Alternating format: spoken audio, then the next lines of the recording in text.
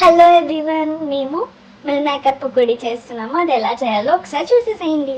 First meal maker తీసుకొని దాంట్లో hot water వేసుకొని ఒక 10 మినిట్స్ నానబెట్టుకున్న తర్వాత దాన్ని చల్లార్చుకొని మిల్ మేకర్ని బాగా పిండేసి ఒక బౌల్లోకి తీసేసుకోండి.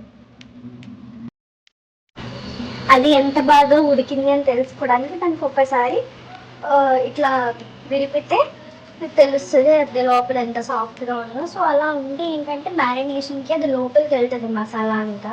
సో మ్యారినేషన్కి ఫస్ట్ అల్లం వెల్లుల్లి పేస్ట్, కారం, ఉప్పు, తర్వాత కొంచెం కలుపుకొని ఆ తర్వాత పసుపు వేసుకొని ఒకసారి మళ్ళీ మిక్స్ చేసుకొని ఆ తర్వాత ఒక 10 మినిట్స్ మూత పెట్టేసి మ్యారినేట్ చేసుకొని ఉంచుకోవాలి.